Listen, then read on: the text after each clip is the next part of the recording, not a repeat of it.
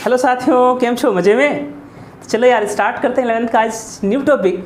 बोले तो पहला चैप्टर यूनिट एंड डायमेंशन। बोले यार क्या? Unit and dimension. चलो तो बेटा आज जानने वाले हैं हम unit and dimension. Unit and dimension, ठीक है। अब देखो ध्यान से देखना कि इसको हम पढ़ाने का तरीका कुछ पहले डायमेंशन बताएंगे, क्योंकि समझना है रटना नहीं है। समझना है रटना, अच्छी बात, बहुत अच्छी बात। देखो अगर हम डायमेंशन की बात करें तो पहले दो टर्म्स समझते हैं कि फिजिकल क्वांटिटी क्या है, फिर आएंगे उसके बाद डायमेंशन में डायमेंशन क्या है, डायमेंशन कैसे फाइंड किया जाए, इसका एप्लीकेशन क्या है, मेरिट एंड डीमेरिट भी देखेंगे, ठीक है।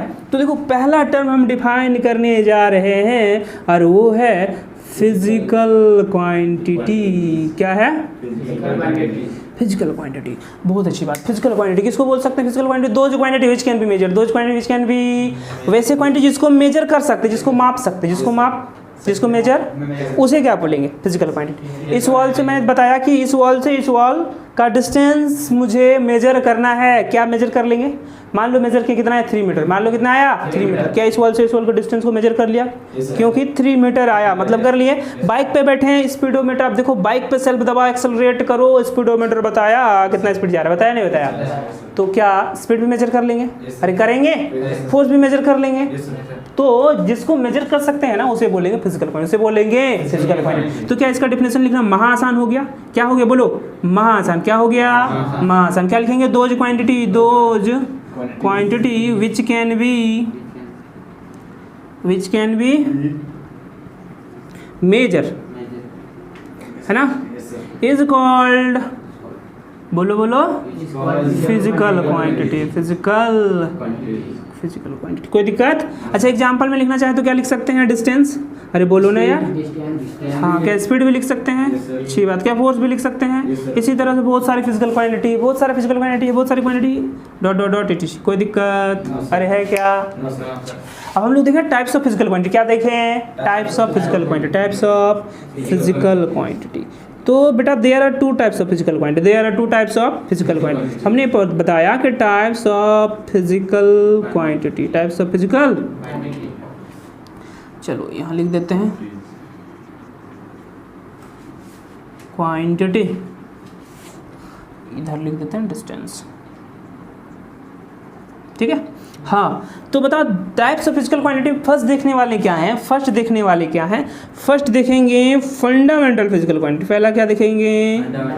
फंडामेंटल फिजिकल क्वांटिटी, है ना।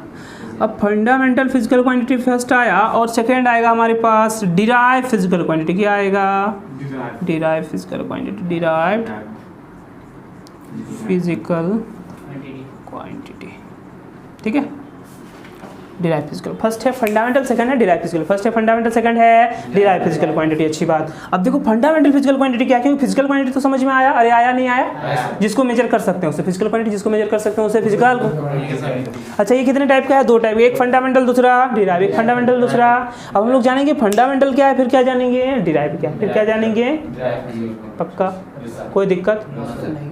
तो अब अगर हम बताएं कि बेटा फंडामेंटल क्या है, फंडामेंटल क्या है, तो फंडामेंटल का दूसरा नाम अगर अदर नेम जाने तो ये है सेल्फ डिपेंडेंट फिजिकल क्वांटिटी। दूसरा नाम क्या है? Self dependent physical quantity. समझ में नहीं आया?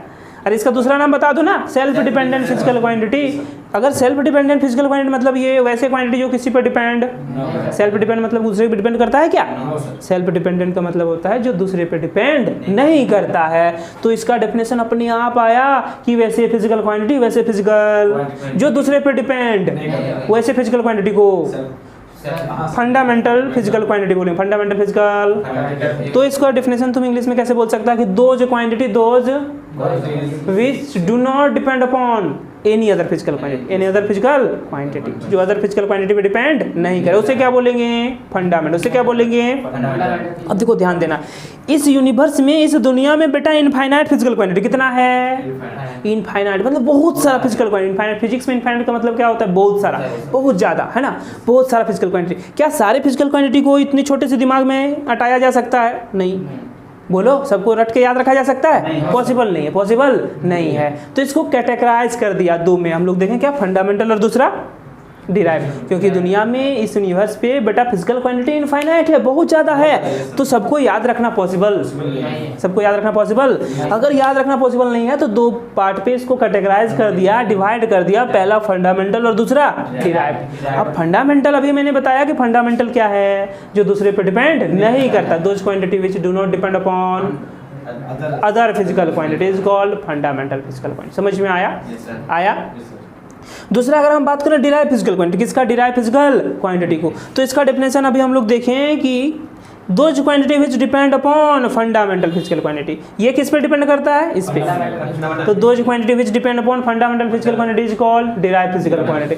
सर डेफिनेशन समझ में आ गया, लेकिन ये फील नहीं आया, क्या तुमने ऐसा ही सोचा कि फंडामेंटल तो बोलते हैं बहुत अच्छी बात, लेकिन फील नहीं आया कि ये इससे किस तरह डिपेंड कर रहा है, ये डिराइव इस पे किस तरह डिपेंड, एक एक बात को अभी हम समझाने वाले। समझ में आया बात? बोलो आया नहीं आया? अरे आया तो इसने कॉपी जल्दी से कर ले, फटाफट चीज़, फिर फंडामेंटल को हम समझाते हैं। फिजिकल क्वांटिटी कितना था? दो। फर्स्ट क्या था? फंडामेंटल। पहला क्या था? फंडामेंटल फिजिकल क्वांटिटी, है ना।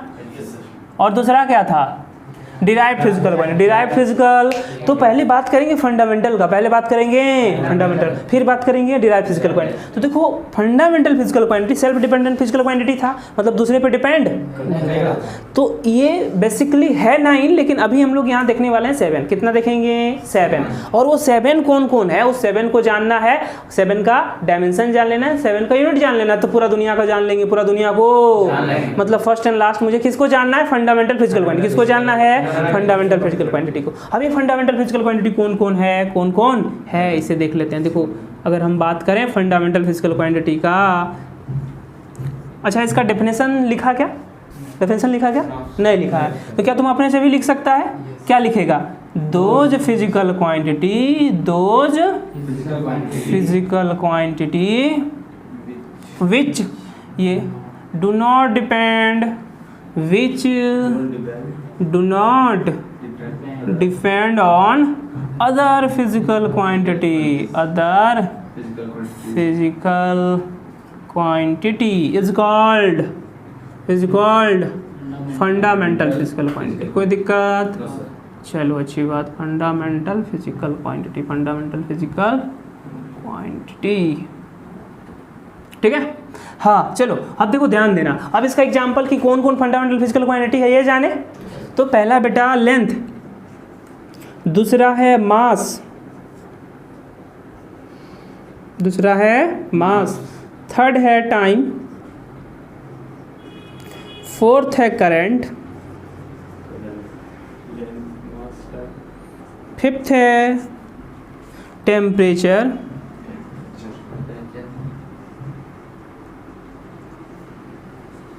सिक्स है इंटेंसिटी ऑफ लाइट, या इसी को बोलते हैं luminous intensity, intensity of light, या कोई कोई बुक में क्या लिखा हुआ मिल जाएगा? Luminous intensity. क्या मिल जाएगा?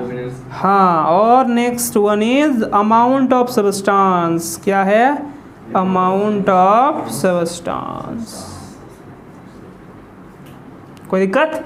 तो ये 7 है, ये 7 फंडामेंटल फिजिकल क्वांटिटी है। और दो आगे देखेंगे solid angle and plane angle, solid angle and plane angle. लेकिन बेसिकली यूज क्या होने वाला है? ये 7, ये 7। तो फंडामेंटल फिजिकल क्वांटिटी टोटल कितना? 9। टोटल कितना?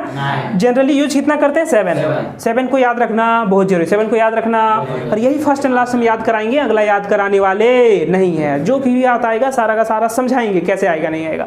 तो ये एग्जाम्पल क्या है? Length, mass, time, current, temperature, intensity of light, amount of substance, amount of substance. कोई दिक्कत नहीं? चलो इसको याद कर लो बेटा, अभी तुरंत याद कर लो कि ये क्या है? 3 को एक साथ, इस 3 को एक साथ, length mass time, length mass, इस 2 को एक साथ करंट टेम्परेचर, करंट टेम्परेचर, और इस 2 को एक साथ intensity of light, amount of substance. कोई दिक्कत? क्या लेंथ मास टाइम याद हो गया? लेंथ मास टाइम याद हो गया?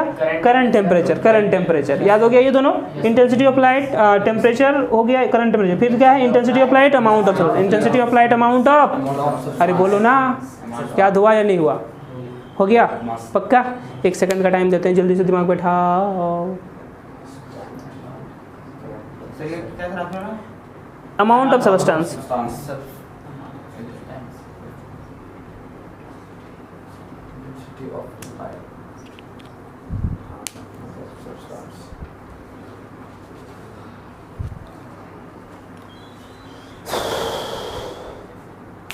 हो गया क्या?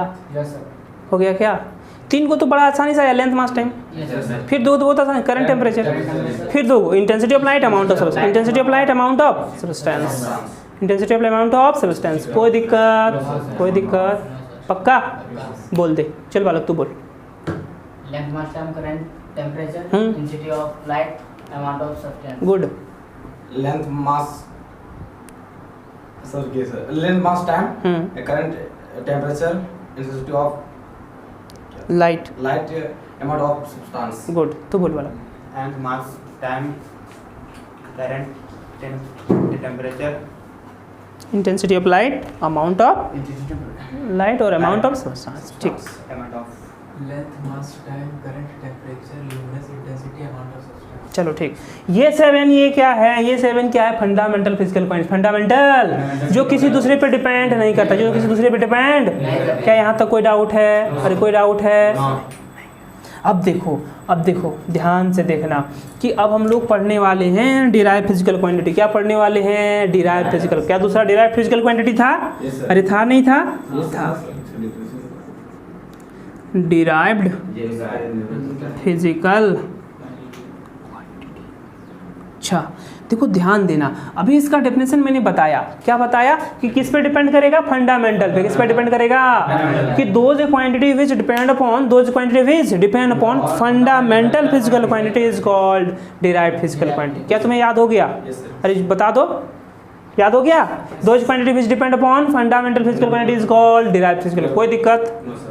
अच्छी बात। अब देखो इसका एग्जाम्पल लें। अगर बेटा हम एग्जाम्पल लिए ऐसा कुछ, स्पीड। क्या लिए?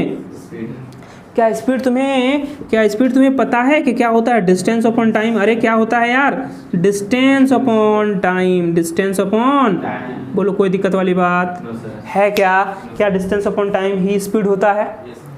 बचपन में पढ़ा था। Distance upon time, speed is equal to distance upon time. Hindi में क्या बोलता था इसको बताओ? स्पीड को चाल, दूरी बटा समय। चाल क्या होता है? दूरी बटा समय। तो distance, speed equal to distance upon time. कोई दिक्कत?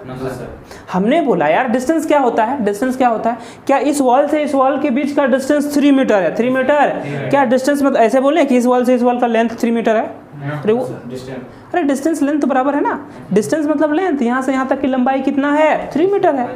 अरे यार एक ही बात है। अरे नहीं समझ में आया? इस वॉल से इस वॉल की लंबाई 3 मीटर है, मतलब लेंथ 3 मीटर है। चाहे डिस्टेंस बोलो चाहे लेंथ बोलो, क्या बात बराबर है? पक्का बोलो। अच्छा तो देख लो ये डिस्टेंस को अगर मैंने बेटा यहाँ लेंथ लिख दिया। क्या लिख दिया? लेंथ। क्या नीचे टाइम लिख दिया?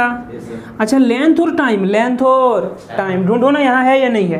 क्या लेंथ है टाइम है? अरे लेंथ और टाइम है, मतलब ये दोनों कैसा quantity? Fundamental physical quantity. Fundamental physical, क्या 2 फंडामेंटल फिजिकल क्वांटिटी मिला और एक नया क्वांटिटी स्पीड बना दिया? समझ नहीं आया? अरे समझ नहीं आया? क्या 2 फंडामेंटल फिजिकल क्वांटिटी मिला और एक क्या बना दिया? स्पीड बना दिया। क्या बना दिया? स्पीड बना दिया। अगर सोचो कि लेंथ को हम बढ़ा देंगे तो क्या स्पीड घट जाएगा? अगर ये बढ़ जाएगा तो ये घटेगा या बढ़ेगा? बढ़ेगा। क्या होगा? बढ़ेगा। बात समझ में आ रहा है? इसको अगर हम घटा देंगे, नीचे वाला को घटा देंगे तो भी बढ़ जाएगा, नीचे वाला को बढ़ा देंगे तो भी बढ़ जाएगा। समझ? मतलब बोलने का क्या कंडीशन है? देख लो कि अगर ये चेंज होगा, ये अगर चेंज होगा तो क्या ये भी चेंज हो जाएगा? मतलब हम चेंज तो इसको कर रहे हैं लेकिन ये अपने आप चेंज हो जाएगा। क्यों? क्योंकि ये किस पर डिपेंड कर रहा है? लेंथ और टाइम पे। किस पर डिपेंड कर रहा है बेटा? यहाँ देखो स्पीड किस पे डिपेंड कर रहा है? लेंथ और टाइम पे। किस पे? लेंथ और नहीं समझ में आया? क्या लेंथ और टाइम फंडामेंटल फिजिकल क्वांटिटी है? समझ में आया? तो स्पीड किस पे डिपेंड कर रहा है? लेंथ और टाइम। और लेंथ और टाइम कैसा? फंडामेंटल। तो समझ में आ गया कि स्पीड फंडामेंटल में डिपेंड कर रहा है और स्पीड कैसा क्वांटिटी? कोई दिक्कत? क्या डेफिनेशन ही मैंने बोला, those quantity which depend upon fundamental quantity, those quantity which depend upon fundamental physical quantity is called. तो देखो ये स्पीड इस फंडामेंटल पे डिपेंड कर रहा है या नहीं कर रहा है? कर रहा है। कोई दिक्कत? बोलो आगे बढ़े। अगर हम बढ़ें नेक्स्ट आगे, देखो अगर in case of straight line, अगर स्ट्रेट लाइन सीधी रेखा की बात करें, किसका बात करें, सीधी रेखा की, स्ट्रेट लाइन की बात करें, तो इस केस में बेटा देखो अगर ये सीधा लाइन है ना, स्ट्रेट लाइन है ना, तो हम बात करें कि यहाँ से यहाँ तक की डिस्टेंस और डिस्प्लेसमेंट दोनों बराबर होता है। Distance is equal to displacement, समझ में आया कि डिस्टेंस और डिस्प्लेसमेंट दोनों बराबर होता है, दूरी और विस्थापन दोनों बराबर होता है। कब? जब कोई वस्तु सीधी रेखा में गति करता है तब। अरे यार पक्का। तो डिस्टेंस और डिस्प्लेसमेंट दोनों क्या होता है? इक्वल। कब? जब स्ट्रेट लाइन में ट्रेवल करे, तो अब देखो वेलोसिटी का क्या होता था, बता दो वेलोसिटी क्या होता था? डिस्प्लेसमेंट अपॉन टाइम, है ना, विस्थापन अपॉन समय। कोई दिक्कत? ठीक है, डिस्प्लेसमेंट अपॉन टाइम, समझ में आया? तो अगर दोनों इक्वल है, distance upon time, distance is equal to displacement, अगर दोनों इक्वल है, distance is equal to displacement, तो क्या हम वेलोसिटी को डिस्टेंस या डिस्प्लेसमेंट अपॉन टाइम कुछ भी बोल सकते हैं? क्योंकि दोनों इक्वल है ना यार। नहीं समझ में आया? अरे पक्का आया? तो अगर कोई बॉडी स्ट्रेट लाइन में ट्रेवल करे तो हम लोग डिस्टेंस अपॉन टाइम को या डिस्प्लेसमेंट अपॉन टाइम को क्या स्पीड और वेलोसिटी बोल सकते हैं? अरे बोल सकते हैं। नहीं आया? आ गया? तो अगर हम यहाँ लिखते हैं कि वेलोसिटी और speed is equal to distance upon time, तुम्हें समझ में आया या नहीं आया? कोई दिक्कत वाली बात नहीं है। अब देखो एक बात और हम जाने, एक्सेलरेशन। क्या जाने? एक्सेलरेशन। बेटा हिंदी में इसे त्वरण बोलते थे। क्या बोलते थे? त्वरण बोलते थे। इसे क्या बोलते थे? तो एक्सेलरेशन क्या होता है? Change in velocity upon change in time. वेग में परिवर्तन की दर को त्वरण करते हैं। अरे तूने नहीं पढ़ा था क्या? पढ़ा था। सुन ले, जरा सुन ले, ध्यान से सुनना कि अगर मान लो कि कोई एक बॉडी 20 मीटर पर सेकंड से ट्रेवल कर रहा है, इनिशियल वेलोसिटी इसका कितना है? 20। कुछ देर के बाद इसका वेलोसिटी बढ़ता गया और इसका कितना हो गया? 30 मीटर पर सेकंड। कितना हो गया? 30 मीटर पर सेकंड।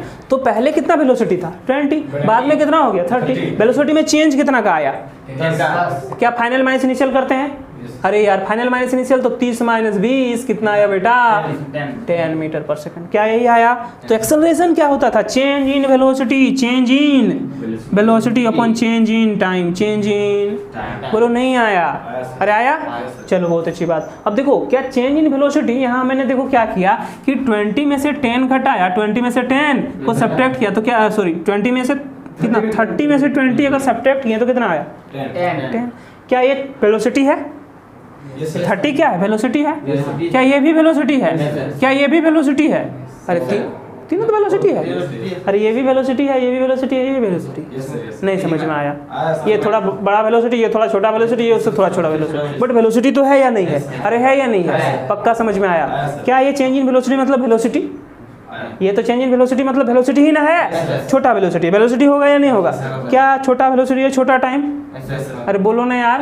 हाँ अब देखो बेटा, वेलोसिटी या स्पीड मैंने क्या निकाल के रखा? Length upon time. क्या निकाल के रखा है? क्या वेलोसिटी की जगह हम क्या लिख दें? बोलो तो लेंथ अपॉन टाइम लिखें। क्या लिखें? लेंथ अपॉन, क्या वेलोसिटी की जगह लेंथ अपॉन टाइम लिखा?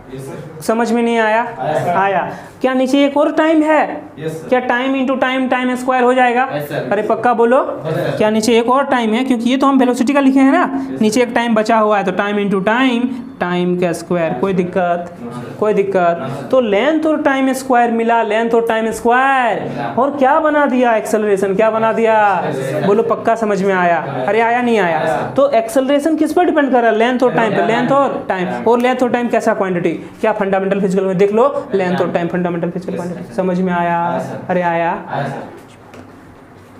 तो बेटा एक्सेलरेशन क्या है? Length upon time square. कोई दिक्कत है तो बताओ। नहीं। अगला देखो, अगला एग्जांपल हम लोग देखें, न्यूटन सेकंड लॉ ऐसे पढ़े थे ना, F = ma। बोलो। अरे F = ma फॉर्मूला पढ़ा था? पढ़ा था। फोर्स इक्वल टू क्या होता है? मास इंटू एक्सेलरेशन। कोई दिक्कत वाली बात नहीं है। अब मुझे बता देना कि अगर हम बोलें कि F = ma तो क्या मास, अब क्या आया एक्सेलरेशन, अब क्या आया एक्सेलरेशन होगा। तो एक्सेलरेशन मैंने अभी निकाला यार, length upon time square, length upon, बोलो पक्का। तो देखो अगर यहाँ हम लिख दे बेटा कि length upon time square, length upon, कोई दिक्कत वाली बात। तो कौन कौन मिला और फोर्स बना दिया, मास लेंथ और टाइम मिला और क्या बनाया, फोर्स बनाया। क्या बनाया, फोर्स बनाया। तो देख लो ना यार, लेंथ मास और टाइम मिला, फोर्स बना दिया। क्या फंडामेंटल मिल के ही बनाया, बनाया, पक्का बनाया। अच्छा अब देखो, अब ध्यान से देखना है।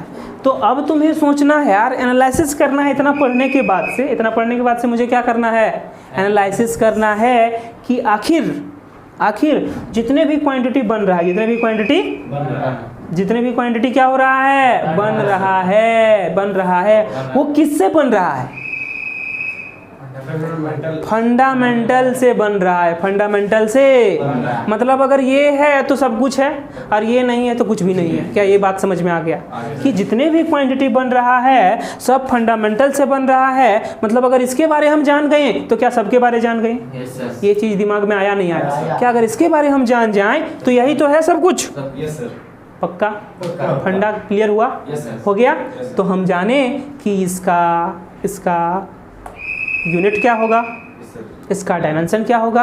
अगर इसका जान गए तो फिर इसको जानने में कोई बुराई ही बात नहीं है, बड़ा आसानी से जान जाएंगे, बहुत आसानी से जान जाएंगे। तो पहला काम फंडामेंटल का जानना, कोई दिक्कत। क्या यहाँ तक का कहानी पूरा क्लियर हो गया कि फिजिकल क्वांटिटी क्या था, those quantity which can be measured, those quantity which can B is called physical quantity. बताओ दो तरह का फिजिकल क्वांटिटी था, क्या क्या था, एक फंडामेंटल, दूसरा डिराइव्ड। एक फंडामेंटल, दूसरा डिराइव्ड। फंडामेंटल क्या था, किस पे डिपेंड करे बताओ, किसी पे नहीं, self dependent. Those quantity which do not depend upon any other physical is called fundamental. और दूसरा क्या था, डिराइव्ड फिजिकल क्वांटिटी, जो किस पे डिपेंड करता था, फंडामेंटल में। Those quantity depend upon fundamental physical quantity. समझ में आ गया, यहाँ से एग्जांपल समझ में आया। जल्दी बेटा कॉपी करो, फिर कहानी समझाते हैं। अच्छा तुम इसका अपने से डेफिनेशन लिख सकते हो आप? Yes sir. क्या लिखेगा, those physical quantity which depend on fundamental physical quantity. पक्का, हम लिखा देते हैं। पहले क्या करेगा, ये लिख लो फंडामेंटल फिजिकल क्वांटिटी डेफिनेशन लिखो यहाँ तक, और यहाँ लिखने के बाद फिर ये कॉपी कर लो एग्जाम्पल में, उसके बाद डिराइव्ड लिखो। डिराइव्ड का हम डेफिनेशन लिखा देते हैं, फिर इसका एग्जाम्पल शो कर देगा। समझ में आया? आया यार, बहुत आसान है, बहुत आसान है। लेकिन बस हाँ, तो देखो अब हम क्या कर रहे हैं, एक चार्ट बना रहे हैं बेटा। इस चार्ट को मतलब अभी हम लोग समझेंगे कि सिर्फ जानना किसका है, फंडामेंटल। किसका जानना है, तो यहाँ पे अब लिख लो ऐसे, name of fundamental physical quantity, fundamental physical quantity. ठीक है, अब यहाँ हम लोग लिखते हैं दूसरा नाम डायमेंशन। दूसरा नाम क्या लिखते हैं, अब इसी का अदर नेम है ना बेटा। अब डायमेंशन की जगह अब इसका अदर नेम क्या है, रिप्रेजेंटेशन। क्या है, रिप्रेजेंटेशन। ठीक है, और फिर लिख लेते हैं असाई यूनिट। फिर क्या लिख लेते हैं, असाई यूनिट। ये चार्ट अच्छी से दिमाग पे रहना चाहिए, क्योंकि यही सब कुछ है। अभी हम लोग देखें कि अगर इसको जान गए तो क्या इसी ने सबको बनाया है, क्या इसी ने सबको बनाया है।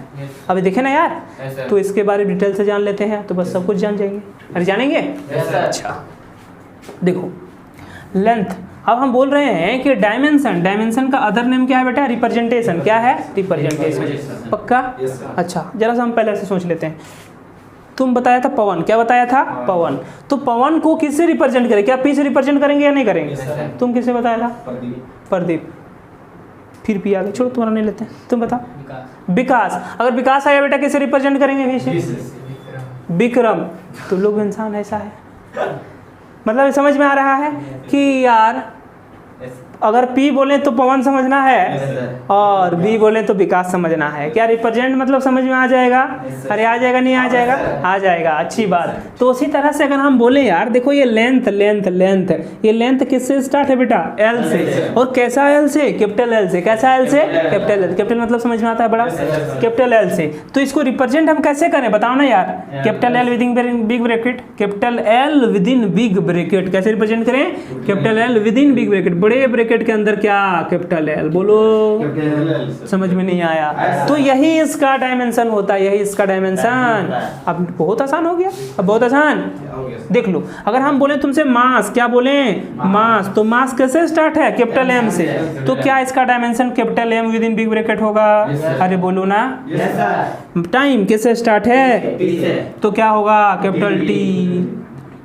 कोई दिक्कत, कोई दिक्कत? तो क्लास 10 में नए फार्मूला पढ़े थे करंट का, I is equal to Q upon T. याद है थोड़ा बहुत? करंट क्या होता था, क्यू अपॉन टी। अरे यार, करंट मतलब धारा, धारा होता था क्यू अपॉन टी, आवेश अपॉन चार्ज, आवेश अपॉन टाइम होता था। तो किससे रिप्रेजेंट करते थे, आई से। किससे? अच्छा, इसका यूनिट बता होता था एम्पियर। क्या होता था, एम्पियर, जिसको ए से रिप्रेजेंट करते, जिसको ए से रिप्रेजेंट। तो करंट को किससे रिप्रेजेंट करते थे, आई से, और उसके यूनिट को किससे रिप्रेजेंट करते थे? बोलो, पक्का याद है? याद है। चलो देखो, ध्यान दो, हमने बोला यार करंट को रिप्रेजेंट या तो आई से करते थे या उसके यूनिट यानी ए से करते थे। तो इसका डायमेंशन क्या हो गया, आई और ए। कोई दिक्कत? देखो, टेम्परेचर का यूनिट केल्विन, और उसको किससे रिप्रेजेंट करते हैं हम लोग, किससे रिप्रेजेंट करते हैं, के से। किससे करते हैं, के से। इस तरह से इंटेंसिटी ऑफ लाइट का होता है कैंडला, तो क्या करते हैं, capital C small D, capital C within big bracket. समझ में आया? अमाउंट ऑफ सब्सटेंस को कैसे मेजर करते हैं बेटा, मोल। मोल केमिस्ट्री में पढ़ेगा ना, मोल कंसेप्ट। क्या पढ़ेगा, मोल कंसेप्ट। तो वहीं किसी सब्सटेंस को किससे मेजर करेंगे, मोल से। मोल से, है ना, कितने मोल का सब्सटेंस है, 1 मोल, 2 मोल, 5 मोल। अरे यार, समझ में आ रहा है? आया। तो बेटा इसका डायमेंशन क्या होगा, मोल। क्या होगा, capital M O L. Capital M O, क्या तुम्हें ये बात समझ में आया कि लेंथ का dimension capital L within big bracket, mass का capital M within big bracket, time का capital T within big bracket, current का कैपिटल ए और कैपिटल आई, टेम्परेचर का कैपिटल के, है ना, intensity of light capital C small D, amount of substance को capital M O L. Capital M O L छोटा है और M बड़ा है, ओ एल कैसा है, छोटा है। समझ में आया? आया? अच्छा, अब बताओ मुझे, क्या लेंथ का यूनिट मीटर होता है, मास का क्या होता है, किलोग्राम केजी, टाइम का क्या होता है बेटा, सेकंड, इसका क्या होता है, एम्पियर, क्या होता है, इसका क्या होता है, केल्विन, इसका क्या होता है, कैंडला, और ये क्या है, MOLE। ये चार्ट दिमाग में रहना ही चाहिए। अगर तुम्हें यूनिट डायमेंशन में गर्दा उड़ाना है तो ये चार्ट दिमाग में रहना। बोलो पक्का? और ये तो लगभग याद हो गया, तो ये तो पहले ही याद कर लिए थे, length, mass, time, current, temperature, intensity, dimension. बताओ क्या इसका डायमेंशन अभी समझा दिए तरीका से कि कैसे होता है। बोलो, तो ये बना लो, ये बना लो, और इसको याद करके मुझे सुनाना है, तब आगे बढ़ेंगे, तब आगे बढ़ेंगे। चलो बनाओ। तो अब हम लोग सीखें कि how to find the dimension, how to find the. अच्छा, मान लो कि एग्जांपल हम देते हैं, यार तूने बाइक लिया, क्या पहले जाने लगता है कि कौन क्लच है, कौन इसका कहाँ मोबिल डालते हैं बेटा, क्या ये सब जान रहा है क्या? पहले क्या करता है, बस सेल्फ दबाया, किसी तरह सीखता है। अरे यार, समझ में आया? किसी तरह सीख लिया, जब सीखते सीखते एक्सपीरियंस हो गया, अपने आप पता चल जाएगा ये क्लच है, ये वो ब्रेक है, एक्सीलेटर है, यहाँ मोबिल डालते हैं, यहाँ हेडलाइट। अरे बोलो, सर्वे करने लगता है, सर्च करने लगता है कि बाइक का कौन सा पार्ट क्या है। नहीं, पहले क्या करता है, सीखता है। तो हम भी वही काम करने वाले हैं कि डायमेंशन कैसे फाइंड किया जाए, वो सीख लेंगे। अगर सीख लेंगे ना तो डायमेंशन के बारे में अपने आप पता चल जाएगा कि डायमेंशन क्या है और इसका क्या मेरिट है, क्या डिमेरिट है, क्या एप्लीकेशन है। समझ में आया नहीं आया? तो पहला क्वेश्चन हम लोग पढ़ने जा रहे हैं कि how to find the dimension. कोई दिक्कत? कोई दिक्कत? लो, अब देखो, ध्यान से देखना बेटा। हमने बोला कि find the dimension of following physical quantity, find the dimension of following physical quantity. ठीक है? जैसे पहले मैंने बोला कि अच्छा, एक बात यहाँ हम लिख देते हैं, पहले देखो, लिख देते हैं, ये दिमाग पे रहना चाहिए बेटा। देख लो, स्टार बना बेटा, और लिख लेना क्या कि डिस्टेंस, डिस्प्लेसमेंट, रेडियस, डायमीटर, सब का सब क्या है? लेंथ। सब का सब क्या है? लेंथ। कोई दिक्कत? No, sir. कोई दिक्कत? No, sir. देख लो, अगर मैंने बोला ये डायमीटर है यार, यही तो ए और पॉइंट ए और पॉइंट बी के बीच का लेंथ ही ना है। Yes, sir. मैंने बोला यार रेडियस है, ये रेडियस है, तो क्या ओ और बी के बीच का लेंथ है ना? Yes, sir. अरे समझ में आ रहा है? आ रहा है। आ रहा है नहीं आ रहा है? डिस्टेंस भी मैंने समझाया और डिस्प्लेसमेंट भी मैंने समझाया। सब क्या है? लेंथ। सब क्या है? Length. तो दिमाग में रहना चाहिए, चाहे डिस्टेंस हो, डिस्प्लेसमेंट हो, रेडियस हो, डायमीटर हो, सबका सब लेंथ है। नहीं आया? आया। अरे आया नहीं आया, आया? sir. पक्का? ऐसा चलो,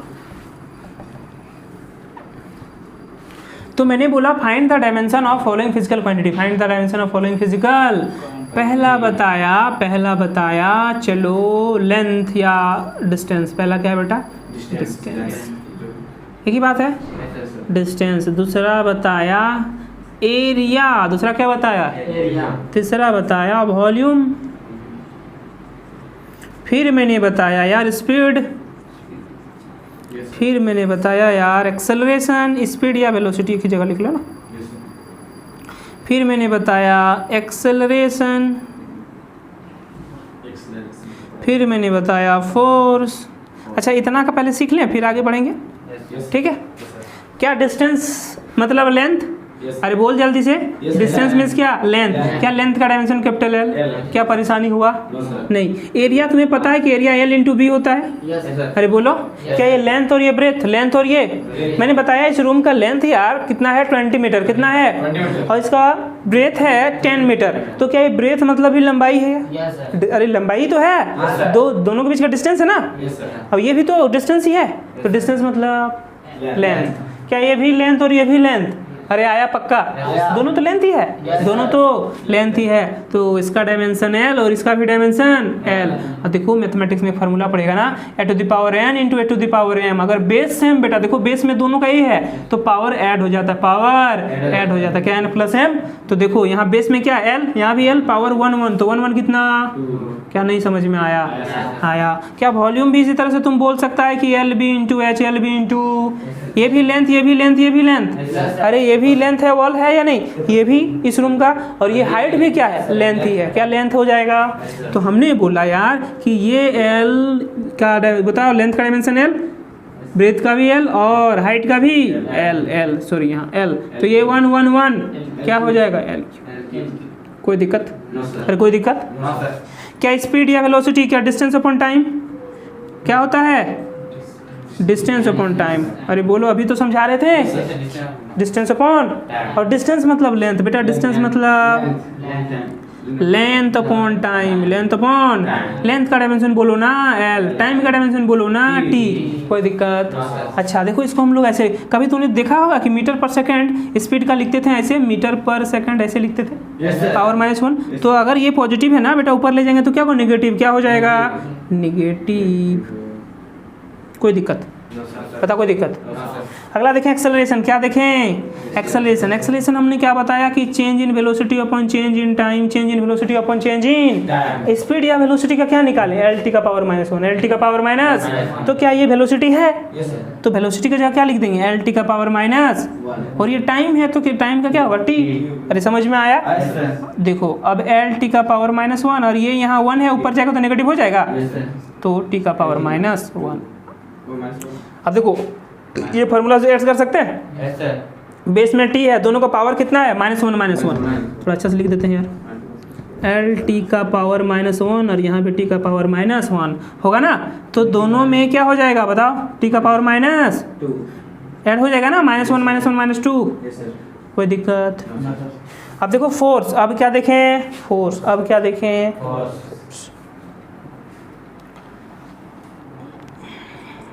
तुम्हें लिखना भी तो है, सब मिटा देंगे तो गड़बड़ा जाएगा। तो देखो ये बात समझ में आया ना यार?